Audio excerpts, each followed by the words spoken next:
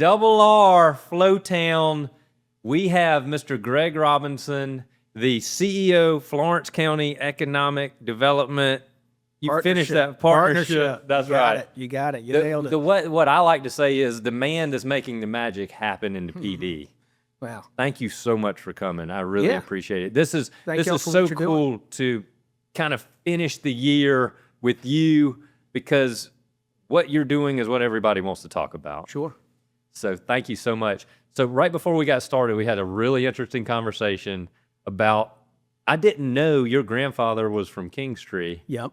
And on the radio. So I actually have family that is from Florence and Williamsburg. The Robinsons and McElveens and the Brown family are all tied. So I have deep roots. I was born in Williamsburg County. Before I came over, 3.5 years ago now. I've had family in this region for a long time, and the PD is very special to me.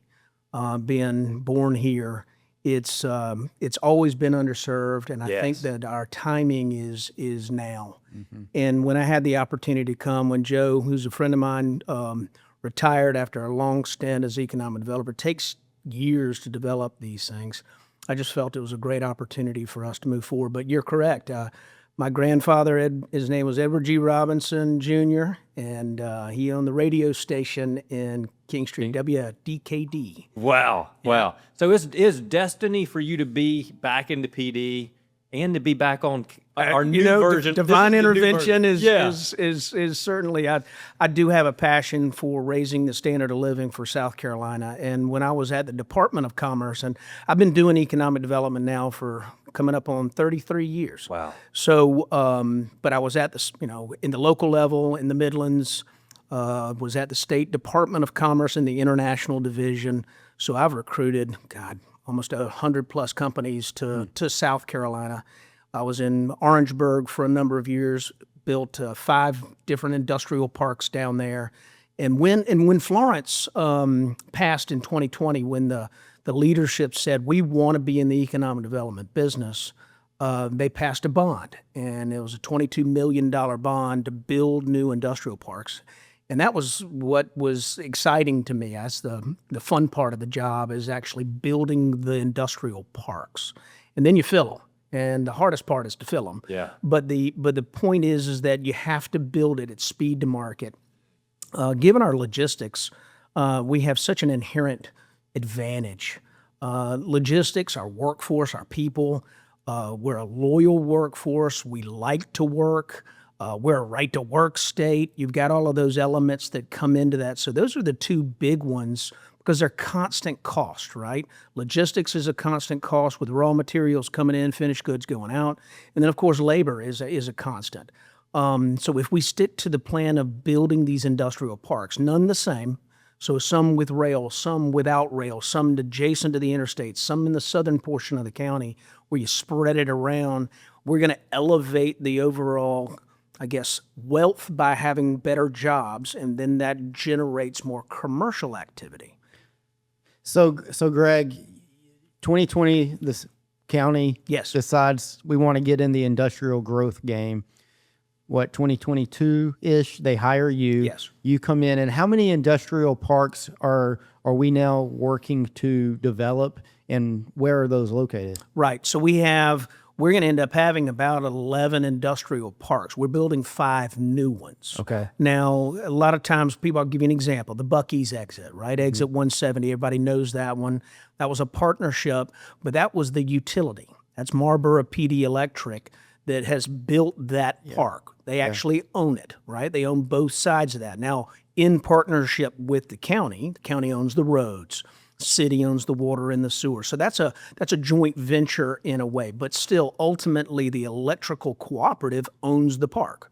So what the county was like, let's own our parks and let's develop those parks around the county to distribute the opportunities. So we have in what's called Florence County South, located in the town, right outside of the town of Scranton and Lake City. That's in Santee Electric Cooperatives area. So we're building in a park down there, and we have a 100,000 square foot speculative building that is owned by a joint venture between Darla Moore Foundation, Greg Thompson Construction, and then also Santee Electric. County doesn't own that building. We own the dirt. So there's all kinds of creative ways of looking at it. We own the roads. So the idea is when, again, speed to market, when a company comes in, we have a building that is ready to go. If you look at the north side of the county, which is exit 170 on that west side, what we're doing is we're building a new industrial park over there with MPD and with MDT, which is the development arm, so that's where Amazon went. That's the 100,000 that we built, they owned, but we assisted in bringing Amazon in. Now, Florence Global Technology Park, which is on 327, is the new 1,000 acres where the battery plant is going, and they're our anchor tenant. We'll go into that a little bit later. And then Florence East, which is the site that people see down from Francis Marion. That's 400 acres.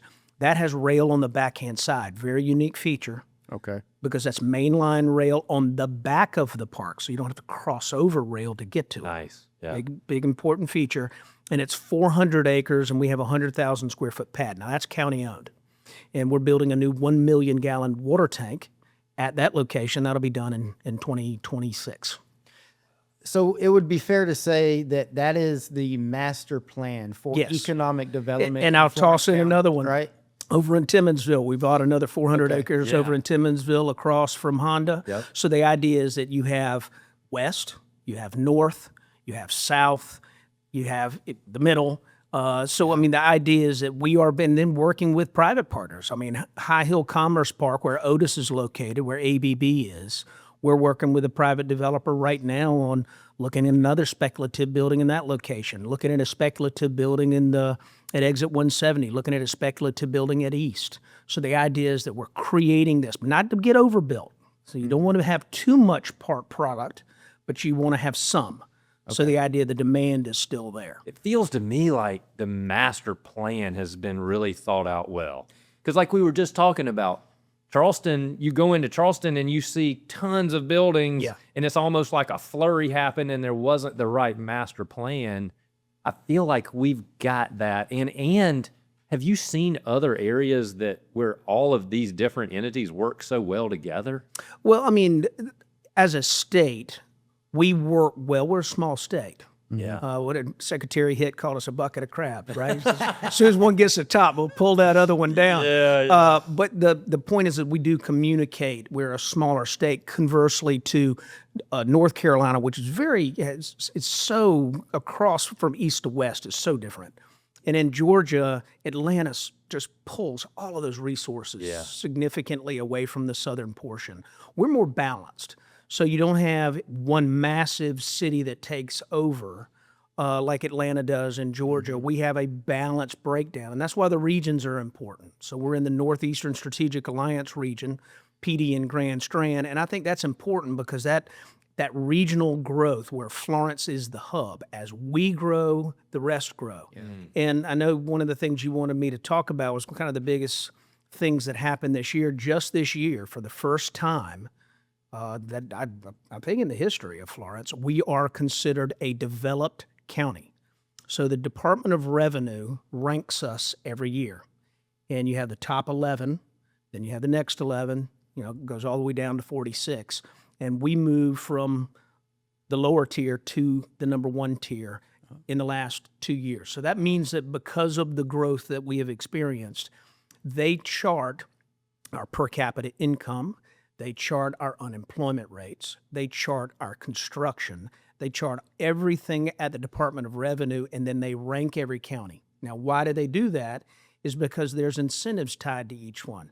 It's great that we moved up, and I need to yell from the rooftops that we finally hit developed, but it does hurt us on our incentives. So it'll be a little bit harder for us to sell, but the fact is that companies that are not here, we're getting the new Publix, that's great.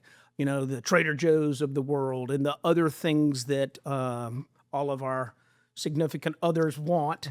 My wife just perked up when you said Trader Joe's. Yeah. That could go by. Did he say Trader Joe's? I get that at church, grocery store, wherever I go. And we don't, again, industrial builds the wealth. Yep. They follow the wealth. So that's the reason why our medical is so important with McLeod and MUSC and Hope Health. We are a hub. And because of that, we're going to see more come to us as a result. And I know we have a lot of chain restaurants. I mean, that's part of it. Why?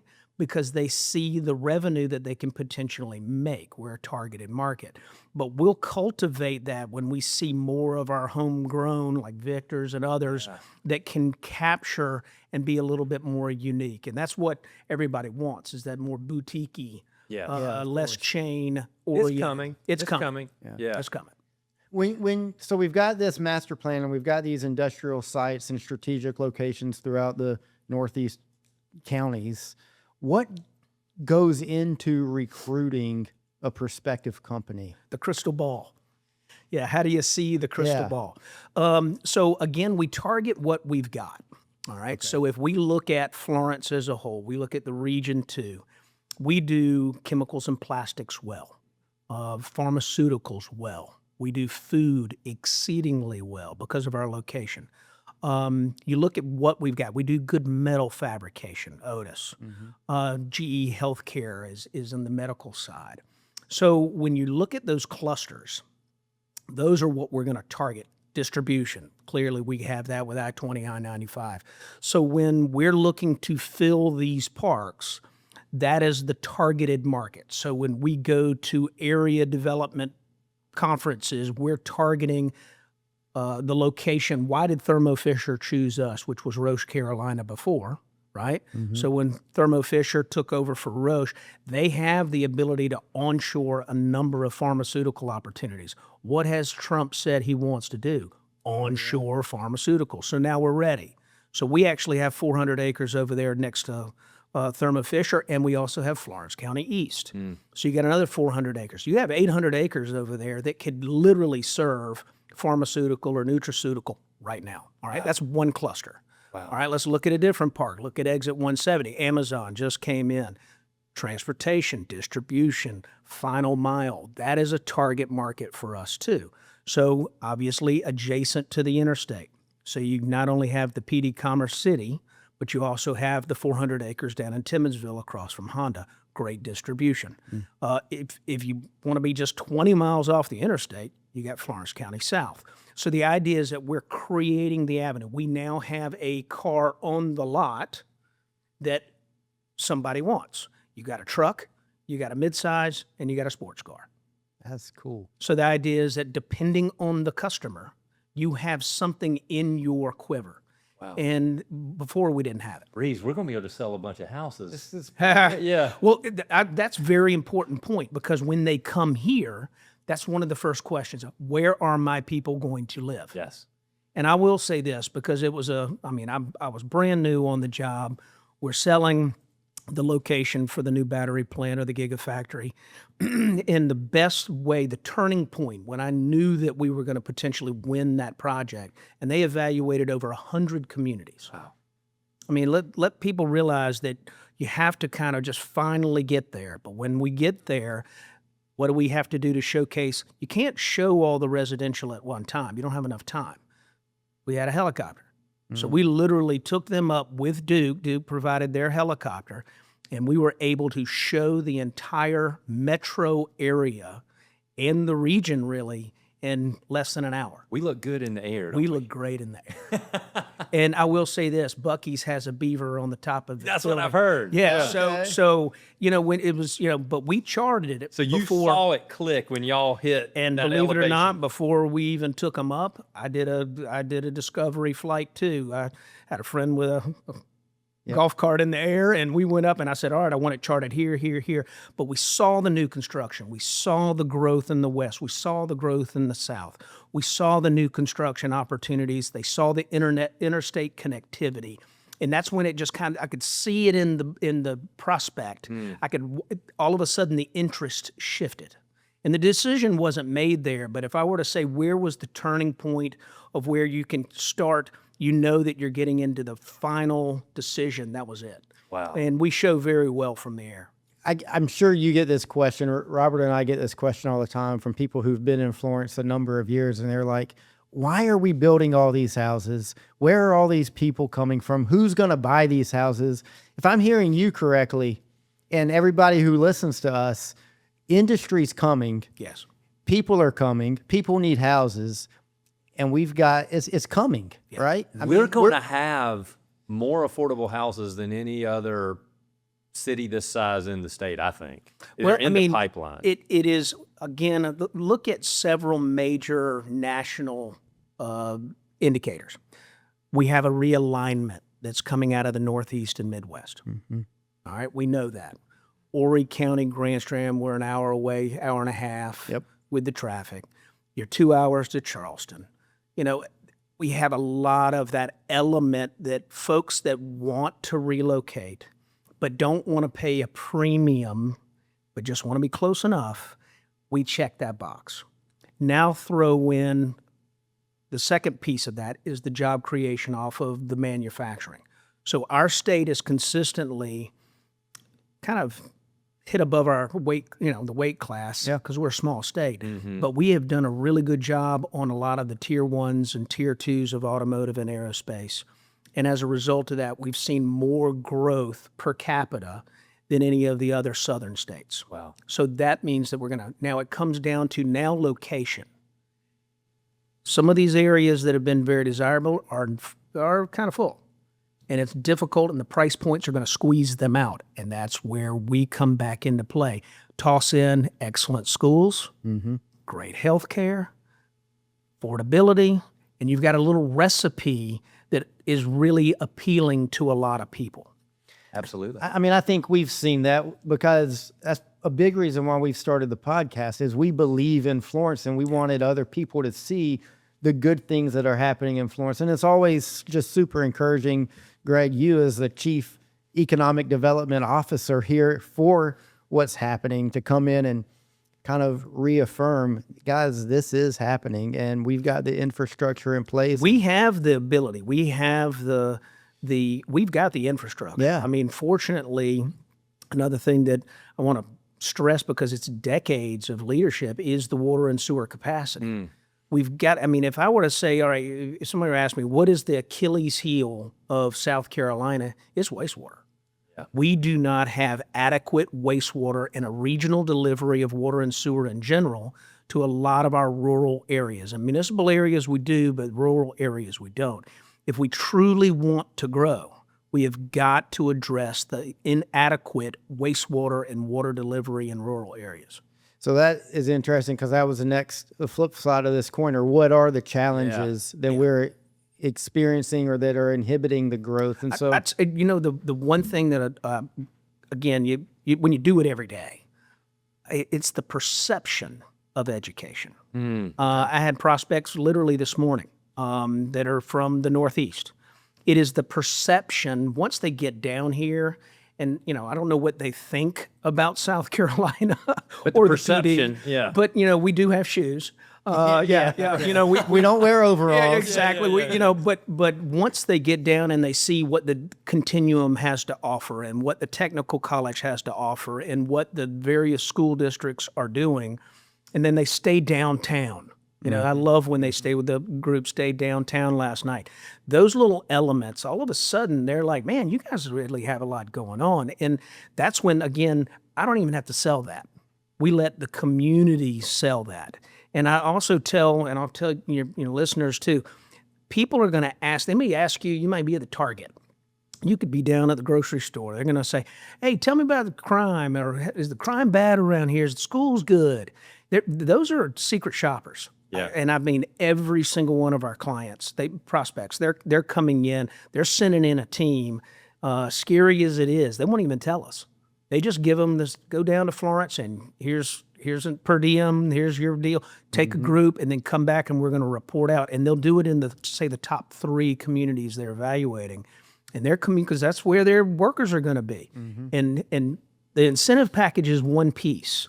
The element of community is what's going to have to overcome the decision-making factors when they're choosing Statesboro, Georgia versus Florence, South Carolina, or Greensboro, North Carolina. So it's great that the incentives can help, but that doesn't change the cake. That's just the coloring of the icing. Have really. you, so on crime, Yeah. have you seen crime stop some deals from happening here? I wouldn't say stop But deals, but what it does is it creates a cloud in the decision making. It's never one thing that turns them away. It's probably 4 or 5. Yeah. And it tips the scale. That's where I say it's a tipping of the scale that just, and a lot of it is perception. When you think about clients that are coming in, even with your clients, when they're choosing a neighborhood, when they've never been to South Carolina before, what is that driving point? Is it the school? Is it the location to work? Is it things to do? Do they love to be in the woods? Do they want to have equestrian? All those elements that come into it. Same thing. You're right. Yeah. You're right. Yeah. Yeah. I mean, we've got an awesome sheriff. I'll tell you that. Yeah, We've got the sheriff's office. I sent TJ Joy a little text yesterday about something I thought would be a good idea. He answered the phone and had a sheriff's officer follow me up today. Yeah. I mean, that's what we've got in place here. We do. I wish we had more of that in the state. Yeah.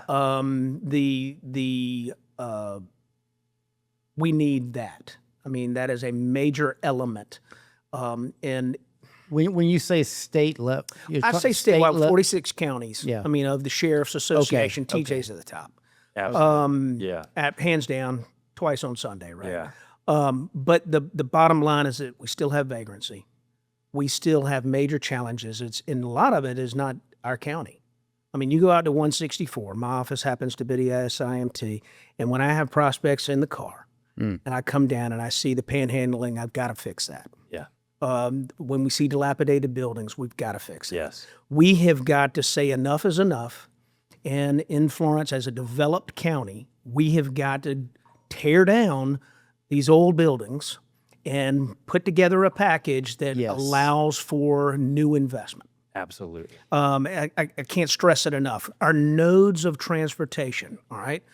Exit 150, really. 153 is where you've got the new industrial park. 157 is where the ball fields and the Now new that parks and exit's all that stuff. getting good. That's getting there. That one's getting QT But it's made a major still- difference. Yes. But again, when you get those investments, that little $7 million gas station, believe it or not, Yeah. it might even be more than that. Yeah. But those things add up. We've got to take the string lights and take them underground, make them mast arms. We've got to clean up the landscaping. We have got to do those things to be proactive. To do what? To grab that 40,000 people that are driving on the interstate, comfortable, safe, easy. Buc-ee's, $33+ million in prepared food sales. Unbelievable. We can do that at exit 170. We can do it at 169. We can do it at 164. You can do it at 157. Every single one of our nodes has to be addressed. Yes. Well, and I don't think people the average person who's living around here fully understands the enormous traffic flow north-south on I-95, and that Florence is the only city in South Carolina sitting on 95 that's With 3 lanes. that's easy to stop at. We are where people Former stop. Senator there, the Leatherman had That's a lot to right. do with that. But Yeah. I will say our delegation is solid. Absolutely. And I really do think that we're going to have the ability to deliver some of that infrastructure like you're talking about. But you're exactly right. How do we clean up I-20 and 95? That should be a premier exit. Yes. And I'm talking landscaped Yes. exit, where when you arrive into Florence, you know it. And we're working, as a matter of fact, I don't know if you've seen the new signage with GE Healthcare. Shout out to Scott Tolson and team. They did a great job with signage. A lot of times people don't know that that's GE Healthcare. You're right. And so Yeah. we need to do a better job of highlighting what the Florence Center has to offer, working with the city and the county to create an identity, a self of place. What do we do? Sense What of do, place. what do we do in our audience? What can we do to help you push that narrative? Tell leadership, we have got, that's what progress, our private sector arm, 250 plus members, people need to be involved, engaged in that. If you want to be aware of what's going on, we have everything from retirees all to $25,000 members. But the point is that anyone can be part of the private sector progress side. Get involved to learn how, if your neighborhood has crooked signs, report it. If you see trash, report it. Yes. One of the most proudest things that we've done, and we even picked up trash ourselves at our office, is keep Florence beautiful. We have got to make sure that trash, when I'm driving around, believe it or not, guys, I will literally drive the track that morning. You don't want to have any kind of dead animal. You don't want to have any kind of sofa that had been thrown out the night before. I mean, there's literally so many things that can turn a prospect, and you know this, if you go into a house and it's not staged right, Oh yeah. and it something is First askew, impression. it's Yeah. first impression. And it's they're evaluating 15 different houses, and they got to choose one. Yeah. 100 communities, they have to choose one. But some of the landscaping infrastructure and things Yeah. to beautification, is that a bond that we might need to put forward to vote on? capital or- sales tax initiatives are a great way of doing that, but also working with the accommodations committees of a county and the city. So again, tell leadership, you think this is a high priority. Yeah. Leadership's listening, Okay. especially in church or in a grocery store or wherever they are, how we need to improve our gateways. Yes. And we did an excellent job. Shout out to McLeod on cleaning up Airport, I call that Airport Boulevard, but it's 30176. Cleaning that up, taking down that blighted hotel. That helped. Perfect timing, guys. I mean, that without that being done, we probably wouldn't have won the Gigafactory, wouldn't have had the $100 million worth of infrastructure. So those are all those things. The road had been resurfaced. The trash had been collected. We got to get graffiti off the walls. There's so many little simple things, but 1,000 points of light, use the old Bush analogy, but that's where the 1,000 points of light come together, where everybody's pulling the rope in the same direction. We are going to preach that message Yeah. because I fully believe it. Yeah. It needs to happen. And that airport corridor's got a lot more work to do. And they say they're going to beautify it. I mean, I hear there's a plan, but we need to see it happen. But all of those elements are very important. The aesthetics, Yeah. the lighting, the trash, all of those things go into it as our first impression when these companies are coming in from internationally as well as nationally, because they're making multiple millions of dollars worth of decisions. And if a community, when they go out on their own, and they will, they're going to take I can show them once or twice. They're going to Google it on their own, and they're going to come check it out. Absolutely. And that's today. I mean, that is just Yeah. our phones. what It's happens. just what happens. You can put the best lipstick on it. They're going to come back on a Sunday and test it themselves. So before we finish, Yeah. tell us what you can about the anchor tenant, Sure. the battery plant as So we know it. for the listeners out there, when the battery Gigafactory came in, it was the former White Hawk site. So it was a site that had been marketed. It has a special interception of water, sewer, electrical, and it's a very unique rail. And we were able to take down close to 1,000 acres at that location. It is a joint venture between your county and city. It is working together. That is what we did. They became the anchor tenant, and as a result of that, the state has provided close to 80, almost $90 million worth of infrastructure that includes the new training center, the Boulevard Road, water sewer upgrades, all of those things. It's a no-brainer for county and city. We created a brand new industrial park. We're calling it the Florence Global Technology Park. We've never had a tech park. So that's a big deal for the region. I think that's what most people don't understand. We all think that that's just for that battery plant. That's a bigger play. Right, and we're going to build a new building out there across from the training center very soon. So the idea is that we're again suppliers to them and or companies that are looking to. We're creating basically the pads, and then they can come in and they can do what private sector does. We don't want to. I mean, we're not doing their business, right? We want to recruit them so that they can hire quality jobs, and that's where we work with the state and the county to get that done. City too. But ultimately, get back to your question. We are on a pause. It's global uncertainty. That is my number one issue. It came up this morning at breakfast. Global uncertainty on supply chain, global uncertainty on tariffs. The Supreme Court is getting ready to make a decision very soon. I don't know if y'all been following any of that on whether the legality of the tariffs in general. and are there going to be paybacks? There's a lot of things that are just in flux.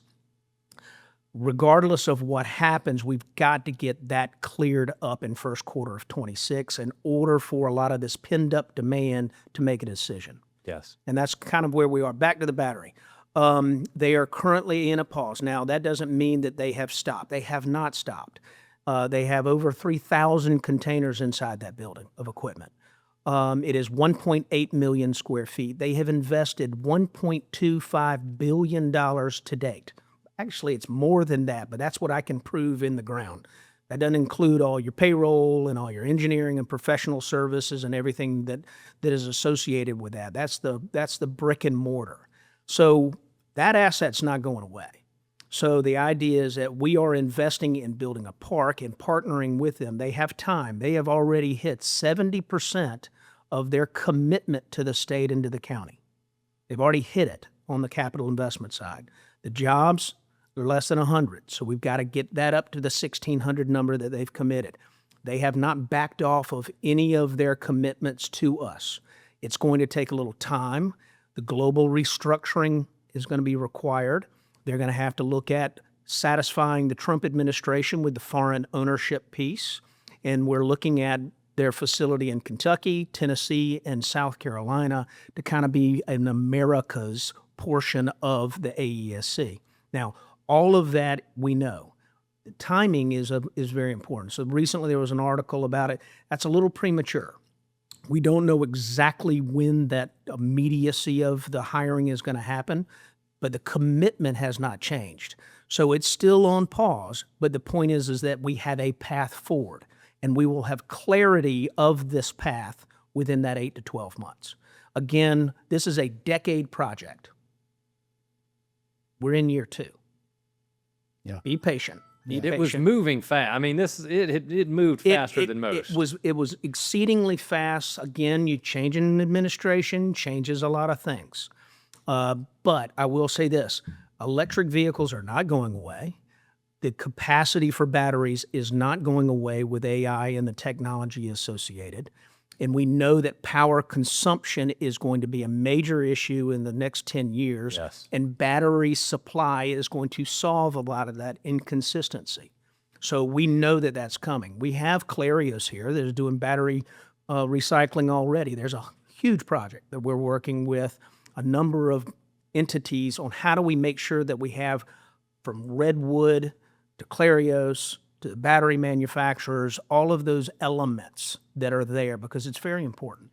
One final question, just for my own interest, and maybe it'll interest other people. You mentioned the Supreme Court and their upcoming pending decision on the legality of the tariffs. Is it that we simply need them to make a decision so we have clarity? No, that's one piece. Okay. So again, the legality of the tariffs from the president to begin with. Okay. All right, that's one piece, right? But there are multiple. I mean, I'm all for reducing our deficit. We've got a massive problem. And for the future of our country, we have got to diminish or start to cut that we can't sustain that. Mm-hmm. So whether we end up having to do a restructuring of the tax revenue streams and how it's generated, or we build it through tariffs in order to knock it down, whatever we do, we have to reduce the deficit. Getting back to your question on legality of, I mean, the Supreme Court has got to determine, because this is the first time we've ever done this in a long time, the way the tariffs are being used, almost changing daily. So we've got to have some more certainty, and that is a decision that is in front of them right now. But if they rule on President Trump's side and say, yeah, okay, the president can enact tariffs. Let's hope he stabilizes his own plan and says, okay, China, it's going to be 25 and it's not changing tomorrow or the next day. Is it better long term, you think, from a industrial growth standpoint, for tariffs to be in place, but to be stabilized and for the companies to know what they are, or for us to go away from them? No, I want, it doesn't matter what they are. Okay. It's the stability of knowing what you have in front of you, and as you're developing your global infrastructure. Yeah. Right. And I do understand what he's trying to do in the sense of bringing it back on shore where it's more, attractive to be here. I want it to be more attractive to be here. Yeah. That's the whole point of the incentive. But at the same time, you can't have it where it changes.